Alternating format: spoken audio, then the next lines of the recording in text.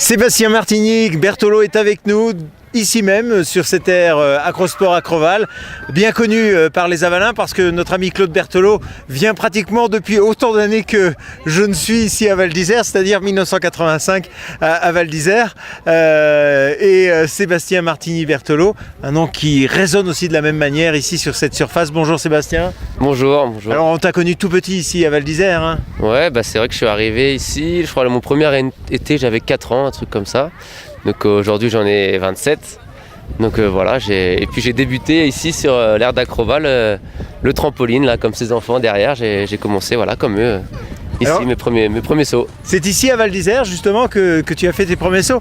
Alors tu as connu toute l'histoire de l'Acroval de par le fait que Claude était là. Est-ce que tu te souviens qu'à un moment, mais ça a duré très peu de temps, tu n'étais peut-être même pas né à l'époque, que l'Acroval n'était pas ici là où on est actuellement, mais un tout petit peu plus bas avant de partir au Manchet? Je crois pas, non. La première année où je suis venu, je crois qu'Acroval était déjà au Manchet. Donc moi j'ai pas connu l'aire avant le Manchet, donc j'ai connu le Manchet et puis le retour en centre-ville là depuis plusieurs années maintenant. Ouais. Et le centre-ville, c'est agréable? Ah, c'est sûr que c'est plus agréable quand même, on est à proximité de tout, donc c'est vraiment c'est plus accessible. Et puis maintenant, pour moi qui suis un peu plus vieux, j'ai accès à la piscine à côté, la salle de musculation, donc c'est parfait pour les entraînements, là c'est vraiment hyper pratique et super agréable. Oui, parce qu'entre-temps, tu es devenu un sportif de haut niveau. Voilà, donc entre-temps, donc après mes débuts ici, je me suis inscrit dans un club, à Bois-Colombes, en région parisienne, puis j'ai progressé petit à petit. Première compétition internationale avec Grégoire Penn, donc on a eu des résultats très encourageants quand on était jeunes, puis on a progressé tous les deux, et puis aujourd'hui, Greg participe au JO, et moi je suis le remplaçant là, pour Londres, donc je le rejoins là dans 10 jours pour l'encourager et puis pour l'accompagner jusqu'au dernier moment pour qu'il soit au top le jour J. On parle bien sûr de trampoline, hein? Tout à fait, ouais. On parle de trampoline individuelle qui est olympique maintenant depuis 2000. Alors Claude était aussi un champion de trampoline, il faut le dire, en son temps, mais avant qu'il ne prenne quelques grammes superflus, comme c'est le lot de tous ceux qui vieillissent un peu. Ouais, bien sûr, oui, c'était un trampoliniste pareil, très confirmé, très fort, qui s'entraînait notamment avec Richard Tison, qui lui a été champion du monde. Donc il connaît la discipline depuis bien longtemps, bien avant que je naisse. Donc ça fait plaisir aujourd'hui qu'il soit là avec Acroval et qu'il y ait plein de petits derrière surtout. C'est ça qui me fait plaisir, qui goûtent aux joies du trampoline. Donc ça c'est vraiment un grand plaisir. Alors tu es vice-champion du monde de trampoline synchronisé. Tu vas aux Jeux Olympiques de Londres, mais c'est pas pour du trampoline synchronisé. Non, il n'y a que le trampoline individuel qui est une discipline olympique. En fait, le trampoline synchronisé est aux Jeux mondiaux, donc c'est une compétition pas très connue en France, mais c'est un gros événement et ça aura lieu en 2013 en Colombie. Donc l'individuel au JO et le synchronisé aux Jeux mondiaux l'année d'après. Alors, est-ce que c'est pas un peu frustrant que d'être en quelque sorte le remplaçant de celui qui va concourir pour ces Jeux Olympiques? C'est sûr, si, forcément c'est frustrant parce que on savait depuis maintenant novembre qu'un seul Français partirait. On était tous en concurrence, donc on était 3-4 en liste. Sur la fin de la sélection, on n'était plus que 2 parce qu'on avait marqué pas mal de points, on avait de l'avance, donc c'est soit Greg, soit moi. Et puis malheureusement pour moi, sur la dernière sélection, il a été meilleur que moi, et donc il m'a devancé, donc c'est lui qui part. Mais ça doit être terrible ça, parce qu'on doit avoir envie que finalement son copain de tous les jours, son collègue, son ami, se blesse pour prendre sa place. Non, ça, on n'a jamais envie de ça. Par contre, on a envie de le battre à chaque sélection, ça oui. Mais après, on veut toujours battre son adversaire à la régulière, parce que on fait le sport pour ça. Je suis là pour ça, mais je serais quand même très déçu pour lui s'il se blessait là dans les jours qui viennent.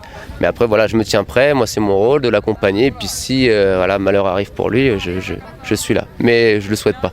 Le chemin est long pour arriver aux Jeux Olympiques comme ça, d'une discipline qui est finalement pas si connue. Elle est très ludique, elle est connue sur le bord des plages, mais sportivement moins connue évidemment que le cyclisme ou le football. Ouais, c'est sûr que le chemin est assez long quand même. C'est une discipline génique.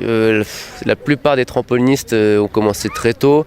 Il faut en général commencer avant l'âge de 10 ans. Après l'âge de 10 ans, ça devient compliqué, il y a du retard à refaire. Donc, et pourquoi? Parce qu'il y a énormément d'acrobatie à apprendre, des bases, des saltos avant, des vrilles, des saltos arrière, apprendre à retomber, commencer à développer une petite musculature quand même, en bas âge, au niveau des abdominaux et du dos surtout, parce qu'à force de sauter beaucoup, ça peut être un peu contraignant. Donc c'est pour ça qu'il y a une musculation adaptée pour pas qu'il y ait de problème. T'as des douleurs au dos? Non, pas spécialement. Un petit peu comme tout sportif de haut niveau, mais pas. Moi, en ce moment, j'ai de la chance, je me porte bien. Justement parce que voilà, la musculation est rigoureuse autour de l'activité, en dehors de l'entraînement. Donc voilà, aujourd'hui ça va, je me porte bien et puis je prends toujours plaisir à m'entraîner et à faire des compétitions de trampoline. Le trampoline, c'est un sport que l'on pratique depuis très longtemps ici à Val d'Isère. Est-ce que tu connais des jeunes de Val d'Isère qui ont eu un cursus non pas de sportifs de haut niveau, mais qui se débrouillent bien en trampoline, qui ont appris en même temps que toi par exemple, et qui se débrouillent bien en trampoline? Il y en a eu quelques-uns, surtout il y a eu quelques avalins aussi qui étaient forts. Je pense notamment à Émilie Guette qui venait s'entraîner tous les étés ici, qui a eu quand même un bon niveau. Après, pour passer la marche et avoir un cran au-dessus, il faut s'entraîner toute l'année. Donc c'est un peu ce qui manque, mais il y en a certains quand même qui, juste à s'entraîner 2 mois par an, qui avaient quand même quelques figures, quelques passages de haut niveau quand même. Ouais, j'ai vu dans ta bio que tu t'entraînais 25 heures par semaine, c'est pas les 35 heures, mais c'est quand même un bon temps plein.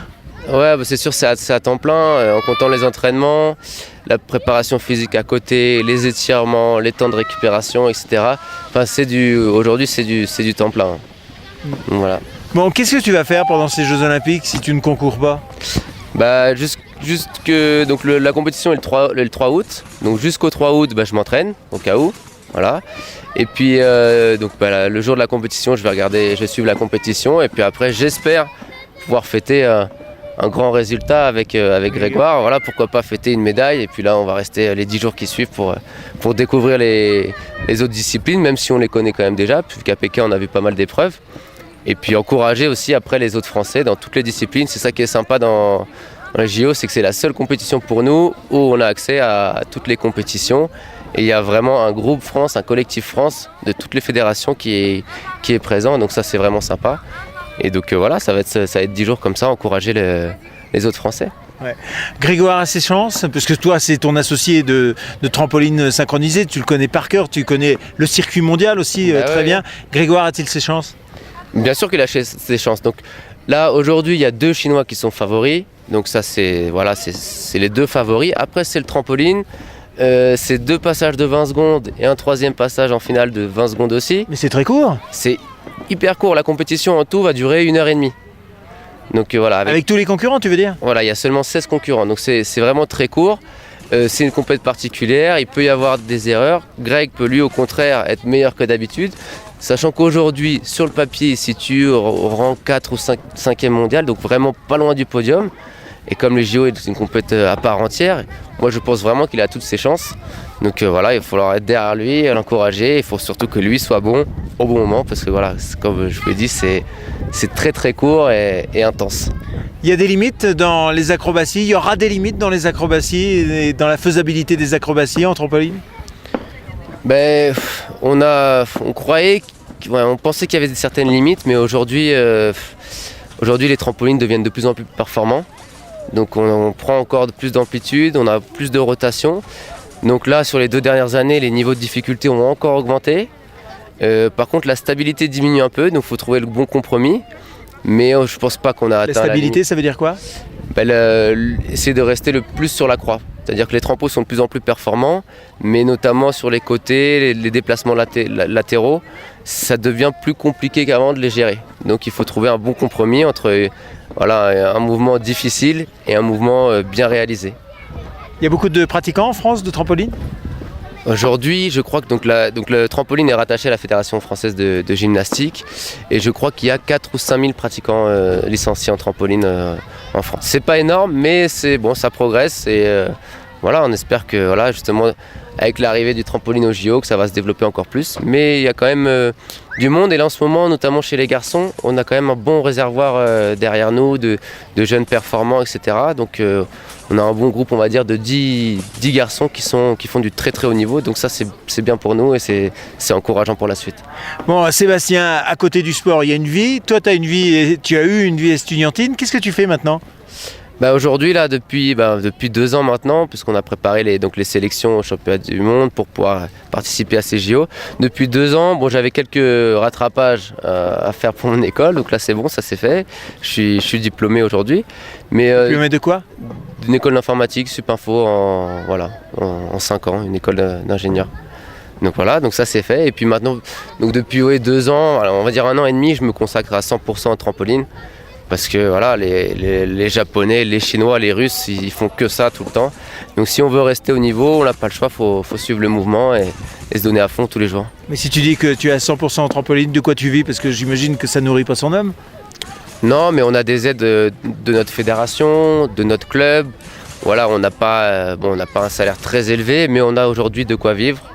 Donc on peut vivre correctement et puis on a trouvé des bonnes solutions, notamment avec le club, la fédération, notre région qui nous aide aussi. Donc aujourd'hui on peut en vivre, on va dire on en vivre quoi. Et le trampoline, on monte haut dans ton cas, parce qu'on sait que les gamins arrivent à monter à quelques mètres, mais on monte haut, c'est spectaculaire à voir. Ouais, je pense, il faut demander surtout aux spectateurs, mais je pense que c'est spectaculaire. En général, les quelques fois où on fait des spectacles ou des démonstrations, les gens apprécient. Et on monte entre 8 et 9 mètres, le plus haut au départ de l'exercice, pas loin des 9 mètres même. Ah, ton père, quand je l'interviewais à l'époque, qu'il avait ton âge, parce qu'on a eu ton âge, me disait aussi qu'il montait 7, 8, 9 mètres parfois. Voilà, mais je pense qu'on a gagné depuis 2 ans avec les nouveaux trampolines, on a peut-être gagné 1 mètre. Maintenant, donc on est à 9 mètres, je pense, 9 mètres du sol. Donc c'est sûr que c'est impressionnant. Bon, nous on a l'habitude, mais pour les gens qui connaissent pas, c'est vrai que c'est impressionnant et puis c'est plaisant à regarder, quoi. Ouais. Tu restes à Val d'Isère longtemps? Et non, malheureusement non, je peux pas. Je reste là ici 2 jours parce que je repars dès demain, mardi, pour aller à Antibes m'entraîner. Je serai demain à l'entraînement. Et le départ pour Londres, c'est quand? Donc moi c'est le 2 août pour pouvoir m'entraîner jusqu'au dernier moment avant la compétition. Donc moi je partirai le 2 août. Donc le 2 août je suis là-bas.